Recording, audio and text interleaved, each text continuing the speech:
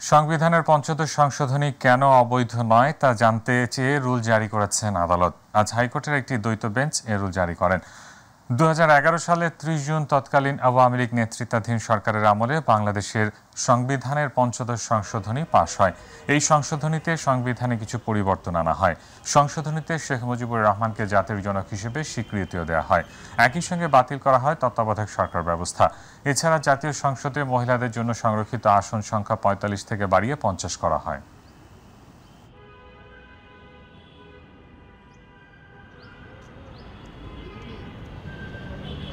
Basic স্ট্রাকচারে hit করেছে পঞ্চদশ সংশোধনী। সংবিধানের মৌলিক কাঠামোটা পরিবর্তন করে দিয়েছে। এই সংশোধনের মধ্য দিয়ে গণতন্ত্রহীনতার দিকে বাংলাদেশ এগিয়েছে। এই সংশোধনের মধ্য দিয়েই বাংলাদেশের বিচার ব্যবস্থায় এক ধরনের হস্তক্ষেপের পরিস্থিতি তৈরি হয়েছে সরকারের। ছাত্র জনতাকে নির্বিচারে হত্যার দায়ে বাংলাদেশে আওয়ামী লীগকে নিষিদ্ধ নিবন্ধন বাতিল চেয়ে হাইকোর্টে একটি রিট করা হয়েছে। মানবাধিকার সংগঠন সারদার সোসাইটির পক্ষে নির্বাহী পরিচালক আরিফুর রহমান মুরাদ ভূঁইয়া সোমবার রিটটি করেছেন। রিটের যেসব প্রতিষ্ঠান শেখ হাসিনার নামে রয়েছে সেগুলোর নাম পরিবর্তনও চাওয়া হয়েছে। এছাড়া রিটে দেশ সংস্কারের লক্ষ্যে বর্তমান অন্তর্বর্তীকালীন সরকারের মেয়াদ সর্বনিম্ন 3 বছর চাওয়া হয়েছে। সেই সঙ্গে বিদেশে পাচার করা 11 লাখ কোটি টাকা ফেরত আনতে এবং বিগত আওয়ামী লীগ সরকারের আমলে চুক্তিভিত্তিক নিয়োগ পাওয়া কর্মকর্তাদের বদলি চাওয়া হয়েছে। রিটকারী আরিফুর রহমান মুরাদ ভূঁইয়া বলেন, রিটের এই বিষয়গুলোতে রুল ও আদেশ চাওয়া হয়েছে। বিচারপতি KM আসাদুজ্জামানের নেতৃত্বাধীন হাইকোর্টের বেঞ্চে রিট আবেদনটির উপর শুনানি হবে।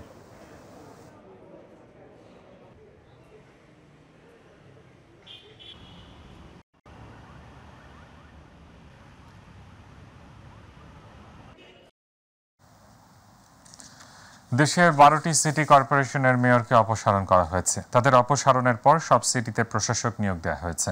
সোমবার অপসারিত মেয়ররা হলেন ঢাকা দক্ষিণ সিটি কর্পোরেশনের ব্যারিস্টার শেখ ফজলে নূর তাপস, ঢাকা উত্তর সিটি কর্পোরেশনের আতিকুল ইসলাম, চট্টগ্রাম সিটি কর্পোরেশনের রেজাউল করিম চৌধুরী, খুলনা সিটি কর্পোরেশনের তালুকদার আব্দুল খালেক, রাজশাহী সিটি কর্পোরেশনের AHM খায়রুজ্জামান লিটন, বরিশাল সিটি কর্পোরেশনের আবুল খায়ের আবদুল্লাহ, রংপুর সিটি কর্পোরেশনের মোস্তাফিজুর রহমান মোস্তফা, সিলেট সিটি কর্পোরেশনের মোহাম্মদ আনোয়ারুজ্জামান চৌধুরী, ময়মনসিংহ সিটি কর্পোরেশনের ইকরামুল হক টিটু, কুমিল্লা সিটি কর্পোরেশনের তাহসিন বাহার সূচনা, গাজীপুর সিটি কর্পোরেশনের জায়দা খাতুন এবং নারায়ণগঞ্জ সিটি কর্পোরেশনের মেয়র সেলিনা হায়াত আইভি।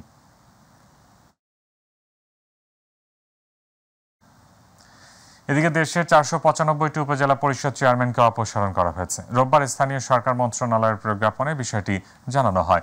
অপসারণকৃত চেয়ারম্যানদের স্থলে উপজেলা নির্বাহী কর্মকর্তারা দায়িত্ব পালন করবেন বলে ওই আদেশে বলা হয়। এছাড়া দেশের 323টি পৌরসভার মেয়রকে তাদের পদ থেকে অপসারণ করেছে সরকার।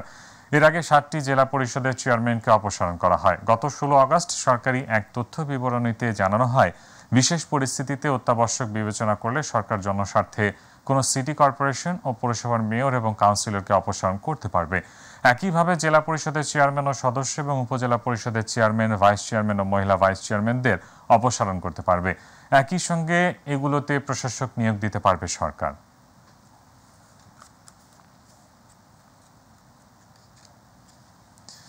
আইন শৃঙ্খলা নিয়ন্ত্রণ করাই এখন প্রথম চ্যালেঞ্জ বলে জানিয়েছেন স্বরাষ্ট্র উপদেষ্টা জাহাঙ্গীর আলম চৌধুরী। এদিকে জাপানের রাষ্ট্রদূতের সাথে বৈঠক শেষে অর্থ উপদেষ্টা ডক্টর সালেউদ্দিন আহমেদ বলেছেন, নতুন নেয়া প্রকল্পগুলো মূল্যায়ন করা হবে এবং জাপানের প্রকল্পগুলোর নিশ্চয়তা দেওয়া হয়েছে।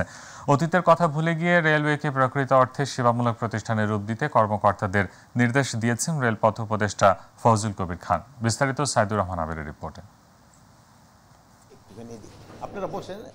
সচিবালয় জাতিসংঘের আবাসিক সমন্বয়ক গোয়েন লুইসের সাথে বৈঠক শেষে সাংবাদিকদের সাথে কথা বলেন স্বরাষ্ট্র উপদেষ্টা জাহাঙ্গীর আলম চৌধুরী।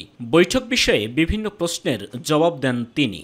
নাম্বার প্রায়োরিটি হলো আইন শৃঙ্খলা, এগ্রিকালচার মিনিস্ট্রি হলো আমি কিভাবে প্রোডাকশন বাড়াইয়া লোকজনের খাওয়াইতে পারি বেশি। রোহিঙ্গা তো তারা হেল্প তো করতেছে, আমরা আরও হেল্প চাচ্ছি, যেহেতু আমাদের তো কত লোক খাওয়াবো, 1.2 মিলিয়ন প্রতিদিনই, মানে এদের বাচ্চা বাড়তেছে, এই বাড়তেছে, তাদের খরচ বাড়তেছে। আমাদের পক্ষে তো কতদিন এটা খরচ বহন করা সম্ভব, এটার জন্য আমরা তাদের তারা হেল্প করে, বাট আরও যেন বেশি হেল্প করতে পারে, এটি আমরা। এদিকে নিজ দপ্তরে জাপানের রাষ্ট্রদূতের সাথে বৈঠক করেন অর্থ ও পরিকল্পনা উপদেষ্টা ডক্টর সালেউদ্দিন আহমেদ। বৈঠক শেষে আলোচনার বিষয় এবং বিভিন্ন প্রকল্প নিয়ে অন্তর্বর্তী সরকারের অবস্থানের কথা জানান তিনি।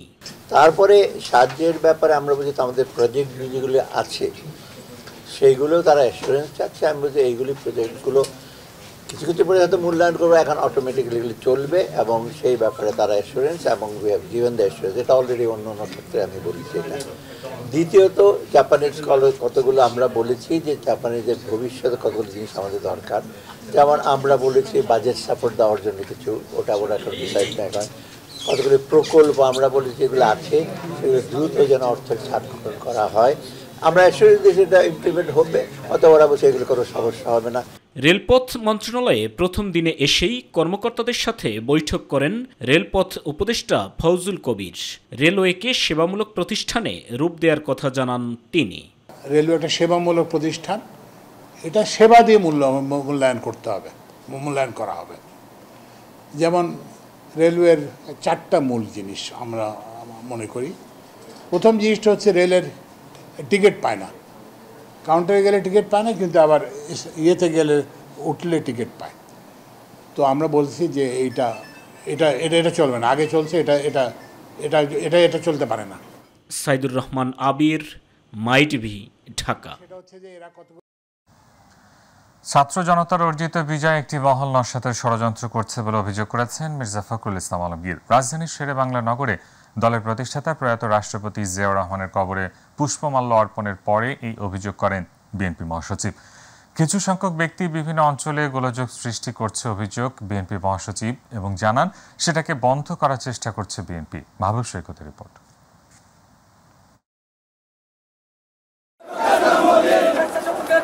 ৪৪তম প্রতিষ্ঠাবার্ষিকী উপলক্ষে রাজধানীর শেরেবাংলা নগর বিএনপির প্রতিষ্ঠাতা প্রয়াত রাষ্ট্রপতি জিয়াউর রহমানের সমাধিতে ঢল নামে স্বেচ্ছাসেবক দলের নেতাকর্মীদের। ঢাকার 2 মহানগরী ছাড়াও পার্শ্ববর্তী জেলা ও মহানগর থেকে ব্যানার নিয়ে আসা খণ্ড খণ্ড মিছিলে দীর্ঘদিন পর সমাধি প্রাঙ্গণ হয়ে ওঠে সরব। কেন্দ্রীয় নেতাদের নিয়ে সমাধিতে ফুলেল শ্রদ্ধা এবং স্বাধীনতার ঘোষক জিয়াউর রহমানের রুহের মাগফিরাত কামনা করেন বিএনপি মহাসচিব।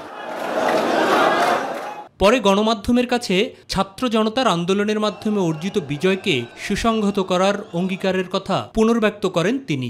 বিজয় অর্জিত হয়েছে, সেই বিজয়কে আমরা সুসংহত করি।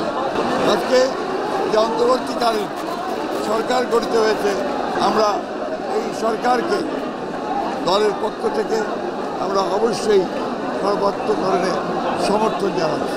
গণমানুষের বিজয় নস্যাতের চক্রান্ত হচ্ছে অভিযোগ করে সচেতন কর্মকাণ্ডের মাধ্যমে নেতাকর্মীদের সজাগ থাকারও আহ্বান জানান বিএনপির শীর্ষ এই নেতা। কিছু সংখ্যক ব্যক্তি আজকে ছাত্র জনতার এই বিজয়কে নস্যাৎ করে দেওয়ার জন্য ষড়যন্ত্র করছে, চক্রান্ত করছে। তারা বিভিন্ন অঞ্চলে গোলযোগ সৃষ্টি করে আমাদের দলের নেতাকর্মীদের উপরে অন্যায়ভাবে আলোক সৃষ্টি করার চেষ্টা করছে। আমরা পরিষ্কার ভাষায় বলতে চাই, আমাদের দলের কোনো নেতাকর্মী কোনো রকম কোনো এই ধরনের ঘটনার সঙ্গে জড়িত নয়, পরন্তু আমরা চেষ্টা করছি আমরা এই সেগুলোকে বন্ধ করার। অন্যদিকে বিএনপির সাবেক মহাসচিব ব্যারিস্টার আব্দুস সালাম তালুকদারের 25তম মৃত্যুবার্ষিকী উপলক্ষে জাতীয় প্রেসক্লাবে এক আলোচনা সভায় যোগ দিয়ে ছাত্র জনতার গণ অভ্যুত্থানকে নস্যাৎ করতে দিল্লিতে বসে আওয়ামী লীগ নেতারা ষড়যন্ত্র করছে বলে মন্তব্য করে এর বিরুদ্ধে দেশ গঠনে নেতাকর্মীদের সক্রিয় হওয়ার আহ্বান জানান। এই বিজয়কে যারা ম্লান করে দেওয়ার জন্য বিভিন্ন অপকর্মের সময় জড়িত হয়েছেন, তারা কেউ দেশপ্রেমিক নয়, তারা দেশদ্রোহী। তাদেরকে আপনাদের রুখে দিতে হবে। এক ফাঁসিবাদ গেছে, আর এক নয়া ফাঁসিবাদ আমরা আমদানি করতে পারি না। এর আগে গুলশানস্থ বিএনপি চেয়ারপারসনের কার্যালয়ে ঢাকায় নিযুক্ত ইইউর ভারপ্রাপ্ত রাষ্ট্রদূত বার্ন্ড এর সাথে বৈঠক করেন বিএনপি মহাসচিব। মাহবুব সৈকত, মাই টিভি, ঢাকা। আগামীতে যারা দেশ পরিচালনায় আসবে তারা যেন আওয়ামী লীগের মতো জালিমের ভূমিকা অবতীর্ণ না হয় সে প্রত্যাশা জানিয়েছেন বাংলাদেশ জামায়াতে ইসলামের আমির ডাক্তার শফিকুর রহমান। রাজধানীর পঙ্গু হাসপাতালে বৈষম্য বিরোধী ছাত্র আন্দোলনে আহতদের দেখতে গিয়ে তিনি এমন মন্তব্য করেন। ছাত্র জনতার আন্দোলনে গণঅভ্যুত্থানের মাধ্যমে যে পরিবর্তন এসেছে, এই পরিবর্তন যেন প্রত্যেক নাগরিকের মনে স্বস্তি এবং নিরাপত্তা এনে দেয়, এমনও প্রত্যাশা ব্যক্ত করেন আমির জামায়াতের। এ সময় তিনি সংগঠনটির পক্ষ থেকে চিকিৎসাধীন আহতদের আর্থিক সাহায্য প্রদান করেন এবং তাদের চিকিৎসার সার্বিক সহযোগিতার আশ্বাস দেন। আগামীতে যারা দেশ পরিচালনার দায়িত্বে আসবেন তারা যেন আবার জালিমের ভূমিকায় অবতীর্ণ না হন, একই রাস্তা যেন তারা অনুসরণ না করেন। এখান থেকে আমাদের সকলের শিক্ষা নেওয়া উচিত যে মানুষের সাথে জুলুমের আচরণ করলে পরিণতি কি ভোগ করতে হয়, এখান থেকে সবার শিক্ষা নেওয়া উচিত।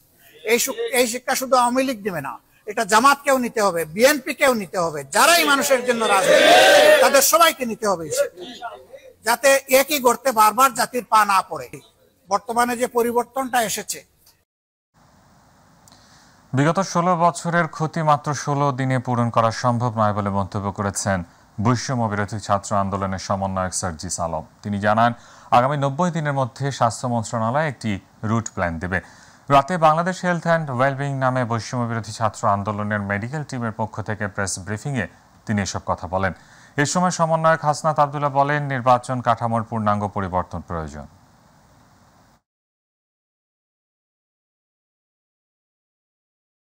2024 সালে যে নির্বাচন হয়েছে সেটি হচ্ছে ডামি ইলেকশন, অর্থাৎ যেই নির্বাচনের মধ্য দিয়ে এই তিনটি নির্বাচন হতে পারে, একই বিদ্যমান নির্বাচন কমিশনের মধ্য দিয়ে আমরা কখনোই বিশ্বাসযোগ্য নির্বাচন করতে পারবো না। সুতরাং এই নির্বাচন কাঠামোর আমরা মনে করি পূর্ণাঙ্গ পরিবর্তন প্রয়োজন এবং মানুষের যখন এই প্রতিষ্ঠানগুলো উপরে আস্থা আসবে তখনই আমরা মনে করি রাষ্ট্র সংস্কারের প্রাথমিক কাজ শেষ হবে এবং একটি নতুন করে নির্বাচন দেওয়ার পরিবেশ তৈরি হবে এবং ঠিক তখনই আমরা মনে করি অন্তর্বর্তীকালীন সরকার, যেটা আমরা ম্যাটাফরিকভাবে 16 মাস বলছি, এই 16 মাসটি শেষ হবে। বাংলাদেশ কতটুকু ভালো আছে এটা ডিপেন্ড করে আমাদের যে ভাই বোনেরা বিভিন্ন ধর্মের রয়েছে, সংখ্যালঘু রয়েছে, তারা কতটুকু ভালো আছে। তাদের ভালো থাকার মানদণ্ডই আমাদের সবার ভালো থাকার মানদণ্ড। সেই জায়গা থেকে আমরা যারা রয়েছি, আমরা ইসলাম ধর্মাবলম্বীর সংখ্যা সবচেয়ে বেশি, আমাদের উচিত হবে সেদিন আমরা তাদেরকে প্রোটেক্ট করব, যেন তাদের উপরে বিন্দুমাত্র কোনো আঘাত না আসে এবং আমরা সবাই সেখানে থাকবো। বিটিআরসি দ্বারা পরিচালিত সকল বৈষম্যমূলক কালো আইন প্রত্যাহারের দাবি জানিয়েছে কেবল অপারেটর্স অ্যাসোসিয়েশন অব বাংলাদেশ কোয়াব। রাজধানীর বিটিআরসি ভবনের সামনে মানববন্ধন করে এসব দাবি জানান তারা। এ সময় আইপি ফিডের মাধ্যমে বিদেশি চ্যানেল বন্ধ সহ 6 দফা দাবি জানায় সংগঠনটি। এদিকে বাংলাদেশ বেতারের সামনে চাকরি স্থায়ী এবং পদোন্নতি সহ নানা বৈষম্য দূর করতে মানববন্ধন ও বিক্ষোভ করে অনিয়মিত শিল্পী, কলাকৌশলী ও কর্মকর্তা কর্মচারীরা। বিস্তারিত আমেনা হিরের রিপোর্টে। আইপি ফিডের মাধ্যমে বিদেশি চ্যানেল বন্ধ সহ 6 দফা বাস্তবায়নের দাবিতে রাজধানীর আগারগাঁওয়ের বিটিআরসি ভবনের সামনে মানববন্ধন করে কেবল অপারেটর্স অ্যাসোসিয়েশন অব বাংলাদেশ কোয়াব। আইএসপির জন্য রেগুলেটরি এবং লাইসেন্সিং গাইডলাইন বৈষম্যমূলক, তাই এ ধারা বাতিলের দাবি জানান কোয়াব সভাপতি। বিটিআরসির কাছে আমরা এই আইনটি যে 7-6 ধারা যে আইনের মাধ্যমে আমাদেরকে নিষেধ করা হয়েছে সে ব্যাপারেও আমরা তাদেরকে চিঠি দিয়েছি, কিন্তু এ পর্যন্ত আমরা কোনো প্রকার পজিটিভ রেসপন্স তাদের কাছ থেকে পাইনি। এদিকে বাংলাদেশ বেতারের নানা অনিয়ম, দুর্নীতি, বৈষম্য ও চাকরি স্থায়ীকরণের দাবিতে বাংলাদেশ বেতারের প্রধান কার্যালয়ের সামনে মানববন্ধন করে বিভিন্ন পর্যায়ের শিল্পী, কলাকৌশলী ও কর্মচারীরা। দেশের সংকটকালীন সময়ে সক্রিয় দায়িত্ব পালন করলেও সরকারি সকল সুযোগ সুবিধা থেকে বঞ্চিত বাংলাদেশ বেতারের বিভিন্ন পর্যায়ের শিল্পী, কলাকৌশলী ও কর্মচারীরা। অনেক শ্রম দিচ্ছি, কিন্তু বেতার থেকে আমাদের সেই বিনিময়ে আমরা সেই ভালোবাসা বা সেই সম্মানটুকু কি আমরা পেয়েছি?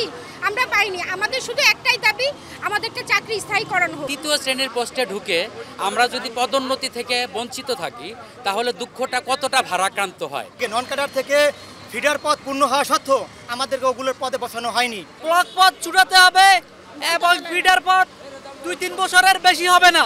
দাবি আদায় না হওয়া পর্যন্ত সবাই রাজপথে থাকবেন বলেও জানান তারা।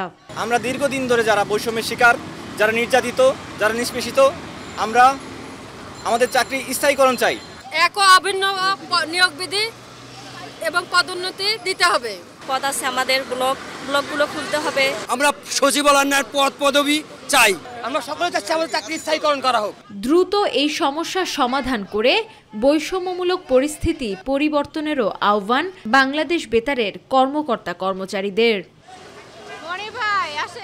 আমেনা হিরা, মাই টিভি, ঢাকা। সাবেক ঢাকা মহানগর গোয়েন্দা পুলিশের প্রধান হারুনুর রশিদের বিরুদ্ধে অবৈধ সম্পদ অর্জনের অভিযোগের তদন্ত শুরু করেছে দুর্নীতি দমন কমিশন। এই ঘটনা অনুসন্ধানে ৩ সদস্যের কমিটি গঠন করা হয়েছে। এর আগে রোববার সাবেক ডিএমপি কমিশনার আসাদুজ্জামান ও অতিরিক্ত কমিশনার হারুনুর রশিদের বিরুদ্ধে অনিয়ম দুর্নীতির মাধ্যমে কোটি কোটি টাকার অবৈধ সম্পদ অর্জনের অভিযোগ পাওয়া গেছে বলে জানায় দুদক। গত ২৭ জুন ঢাকা ডিএমপির সাবেক কমিশনার আসাদুজ্জামান মিয়ার সম্পদের অনুসন্ধান করতে দুদকের কাছে চিঠি পাঠিয়েছিলেন সুপ্রিম কোর্টের এক আইনজীবী।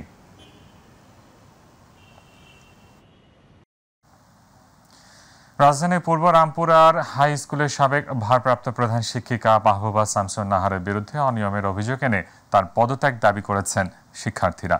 সকাল থেকে শামসুন নাহারের অপসারণের দাবিতে ক্লাস বর্জন করে স্কুল প্রাঙ্গণে ব্যানার ফেস্টুন সহকারে স্লোগান দিতে থাকেন ছাত্রছাত্রীরা। অভিযোগের বিষয়গুলোর সত্যতা যাচাই করে ব্যবস্থা নেওয়ার আশ্বাস দেন বিদ্যালয়ের প্রধান শিক্ষক জাহাঙ্গীর আলম। আরও জানাচ্ছেন রাকিব হাসান। রাজধানীর পূর্ব রামপুরা হাই স্কুল সরকারি এই শিক্ষা প্রতিষ্ঠানটিতে ২০২২ সালের অক্টোবর থেকে ২০২৪ সালের ৯ জুন পর্যন্ত ভারপ্রাপ্ত প্রধান শিক্ষকের দায়িত্ব পালন করেন মাহবুবা শামসুন নাহার। প্রধান শিক্ষকের দায়িত্বে থাকাকালে তার বিরুদ্ধে অতিরিক্ত ফি আদায় সহ বেশ কিছু বিষয়ে দুর্নীতির অভিযোগ উঠেছে। দুর্নীতিগ্রস্ত এই শিক্ষিকার অপসারণের দাবিতে এবার আন্দোলনে নেমেছেন স্কুলের শিক্ষার্থীরা। আমাদের সাবেক প্রধান শিক্ষক শামসুন নাহার ম্যাম আমাদের সাথে দুর্নীতি করেছে। আমাদের একজন স্টুডেন্টের কাছ থেকে ১০,০০০ টাকা দাবি করছে, সে ১০,০০০ টাকা দিতে পারে না দেখে তাকে পরীক্ষা দিতে দেওয়া হয় না। আমরা একটাই চাই যেন এরকম টিচার যেন না থাকে আমাদের বিদ্যালয়ে। গত ২ দিন থেকে বিভিন্ন প্লেকার্ড হাতে স্কুল প্রাঙ্গণ স্লোগানে মুখরিত করে তোলে ছাত্রছাত্রীরা। শিক্ষা প্রতিষ্ঠানটির সাবেক ভারপ্রাপ্ত প্রধান শিক্ষিকার বিরুদ্ধে দুর্নীতির অভিযোগ এনে অবিলম্বে তার পদত্যাগ দাবি করেন তারা। আমাদের এই ম্যাডাম সবার কাছ থেকে দুর্নীতির মাধ্যমে অনেক টাকা পয়সা নিয়েছেন, অনেকের কাছ থেকে টাকা দাবি করছেন যারা হচ্ছে স্কুলে পরীক্ষা দিতে দেয়নি। এই স্কুলে ম্যাডামের সমস্যা হচ্ছে ম্যাম প্রতি সাবজেক্ট প্রতি ১,০০০ টাকা করে নিছে। আমাদের বেতন বাড়ায় দিতেছে। একটা সরকারি স্কুলের বেতন থাকে হাইস্ট গেলে ৫০০ টাকা আর পরীক্ষার ফি থাকে ৩০০ টাকা। উনি আমাদের পরীক্ষার ফি দিয়েছে ৮০০ টাকা।